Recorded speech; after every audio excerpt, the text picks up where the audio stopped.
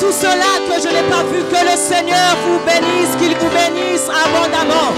Vous qui avez été sensibles à ce programme, que le Seigneur vous bénisse. Si une femme veut porter sa cruche aujourd'hui, il faut qu'elle accepte de servir. C'est ta cruche qui va t'ouvrir les portes. Remachaka. Ta cruche va t'ouvrir les portes. Qu'est-ce qui te résistait? Reprends ta cruche et mets-toi en mouvement. Toutes les portes vont s'ouvrir. Déclare comment on... Shalom mes chers bien-aimés dans le Seigneur.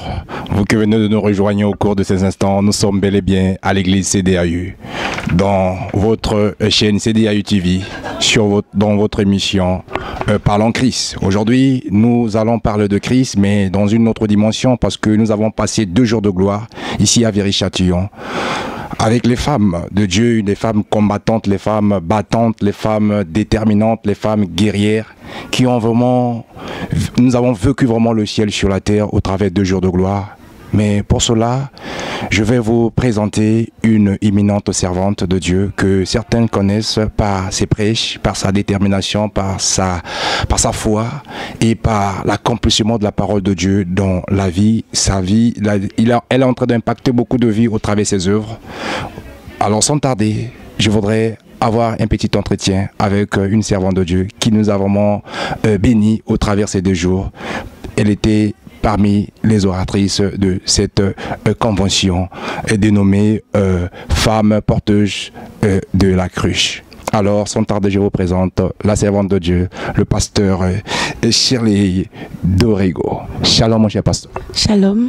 Nous sommes très honorés de pouvoir vivre ces instants glorieux pendant 2 jours de gloire ici à Viry-Châtillon, plus précisément à l'église CDAU chez le pasteur Serge Agouti, que nous avons eu l'occasion et l'honneur de vous recevoir par la grâce du Seigneur. Alors dites-nous, quelles sont vos impressions par rapport à cette convention de 2 jours de gloire?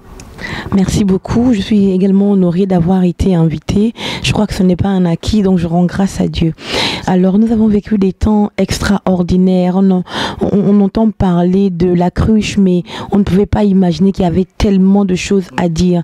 Et l'impression que j'ai eue depuis ces 2 derniers jours, c'est que les gens avaient soif d'entendre la parole de Dieu. Les gens étaient déterminés. Ils voulaient découvrir parce que on est dans une génération où Dieu réveille, Dieu lève une armée de femmes et même d'hommes. Les chrétiens ne veulent plus être charnels ou juste des chrétiens terre à terre, mais il veut être rempli et investi de la parole de Dieu. Et donc vraiment pendant ces temps, le Seigneur nous a challengés, il nous a parlé et sa parole nous a redonné la vie. Et nous repartons de ces temps complètement saturés de la gloire de Dieu. Et je prie vraiment que nous continuons de courir avec la parole que Dieu nous a donnée durant ces temps.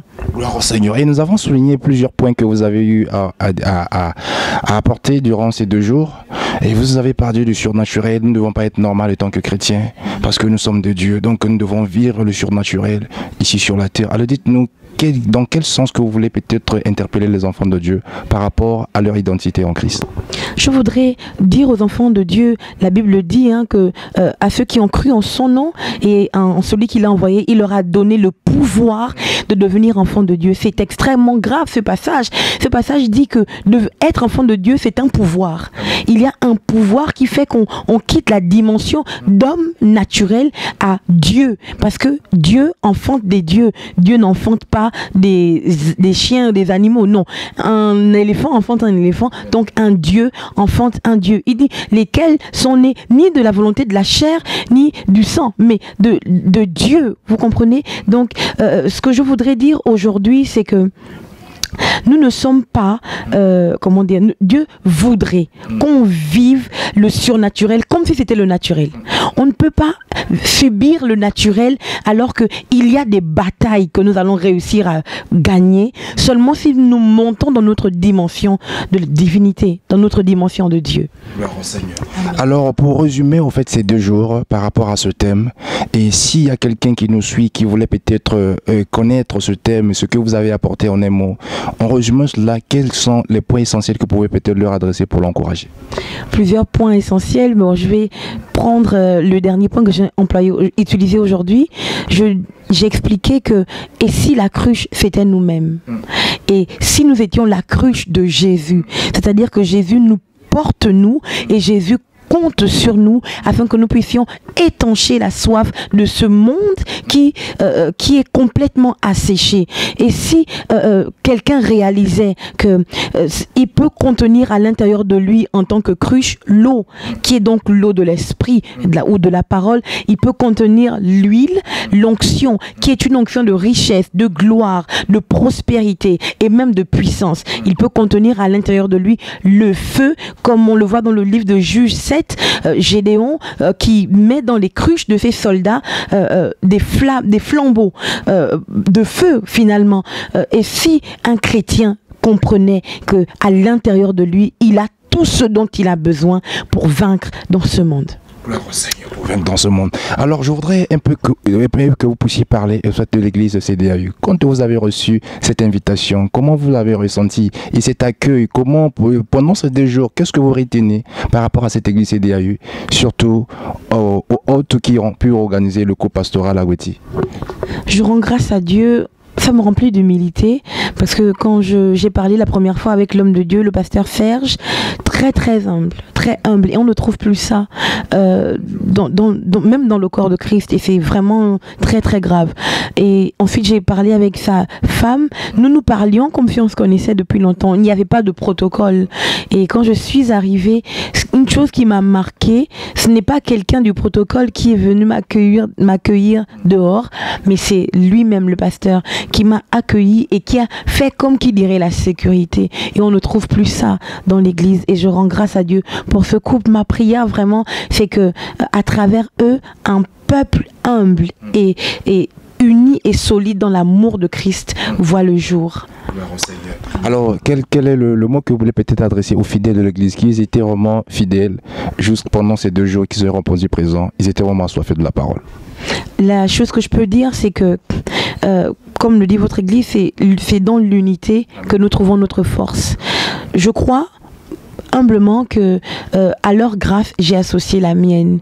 Et je voudrais dire à toutes les personnes qui vivent, du moins qui sont assises dans cette maison, que moi je ne suis que de passage, et même l'autre femme de Dieu qui a intervenu n'est que de passage. La nourriture dont ils ont besoin pour croître, pour grandir comme il se doit, viendra de leur père et de leur mère. Que Dieu vous bénisse. Gloire au Seigneur, que Dieu nous bénisse. Alors, pour cela, vous avez soulevé tout à l'heure l'autre oratrice, à savoir la personne de le pasteur Marie Kindé, qui a aussi apporté sa pierre à l'édifice. Alors, qu'est-ce que vous avez retenu d'elle par rapport à ces 2 jours? J'ai compris que, quoi qu'on dise, on nous dit c'est vrai que l'expérience ne compte pas vraiment, c'est l'onction. Mais je crois aussi que l'expérience compte. Voilà pourquoi, par exemple, je ouvre une parenthèse comme ça, un chrétien ne peut pas jouer avec le diable parce que le diable est plus expérimenté que lui. Et j'ai vu aujourd'hui que la maman Marie, je l'appelle comme ça, a apporté quelque chose. En fait, quand je la regardais, je me disais, oui, en fait, c'est ça. Être chrétien depuis des années. En fait, on n'a pas le sentiment qu'elle est assise dans le ministère depuis des années, parce que c'est comme si elle commençait à peine, la même hargne que nous avons, nous qui commençons, le même feu. Elle challenge les gens. C'est un carburant pour nous tous.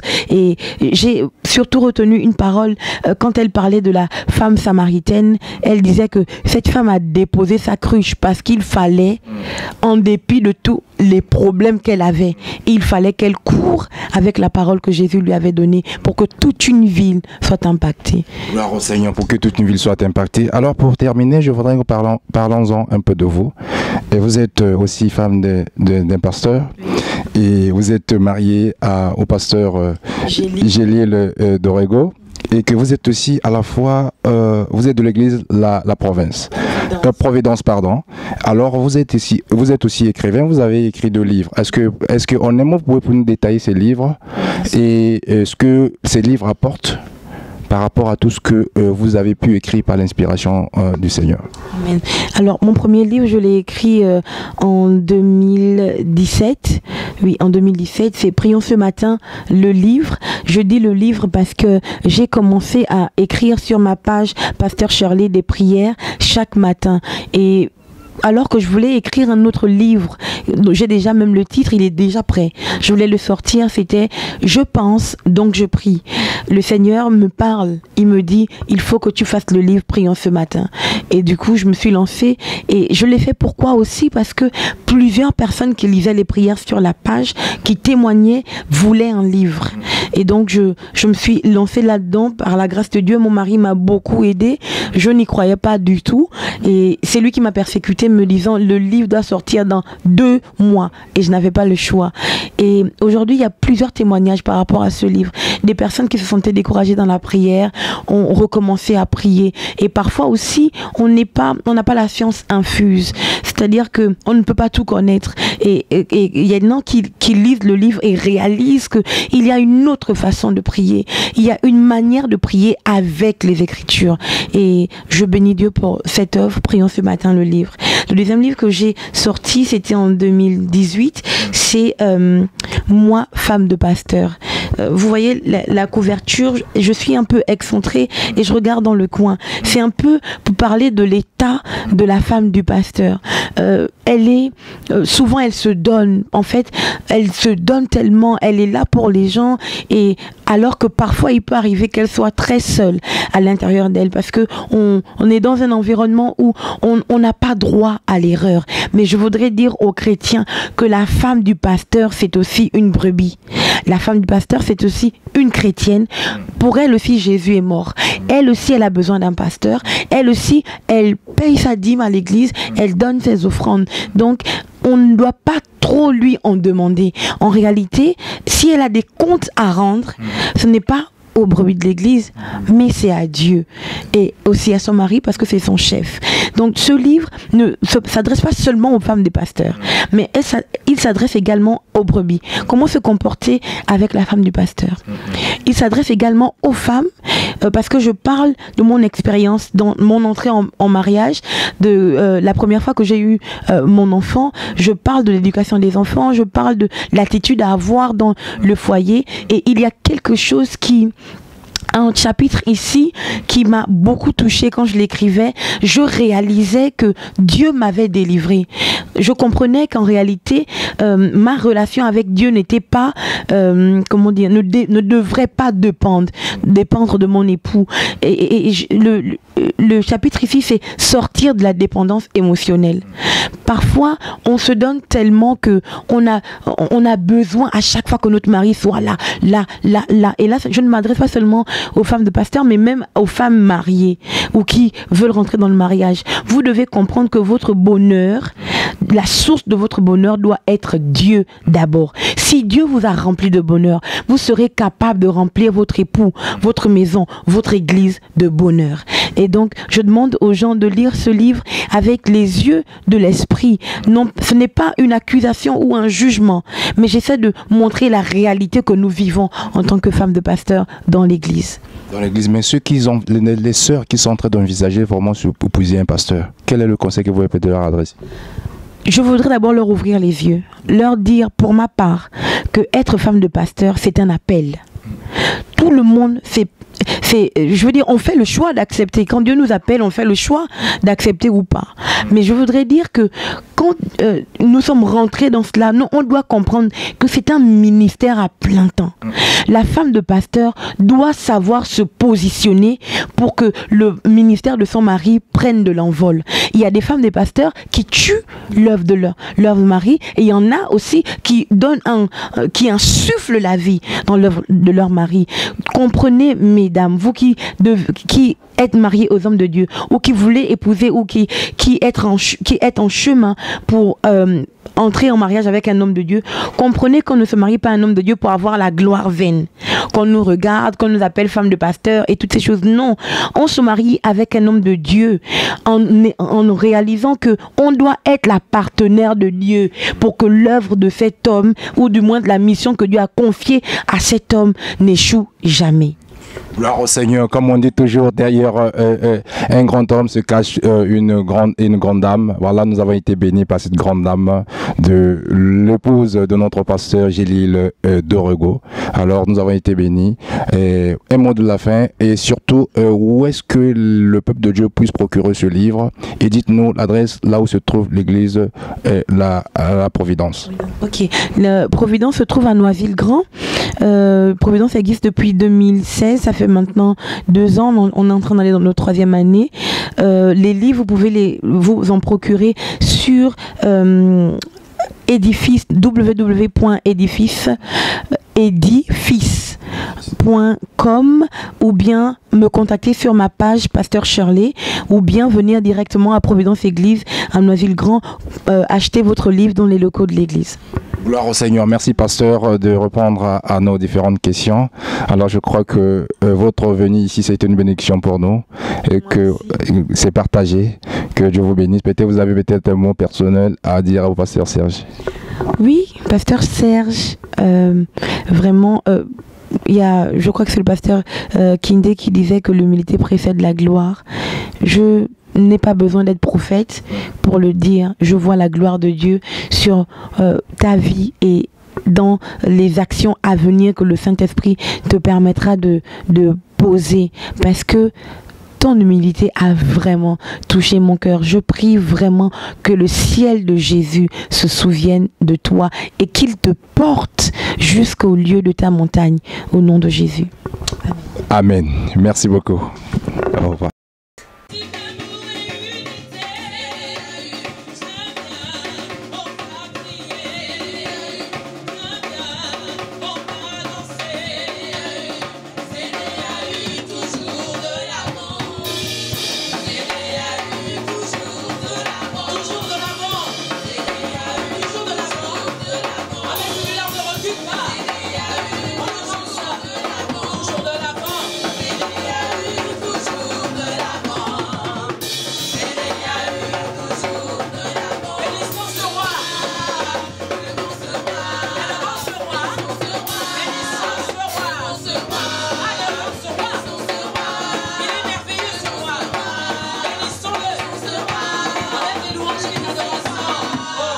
Allez, marchons.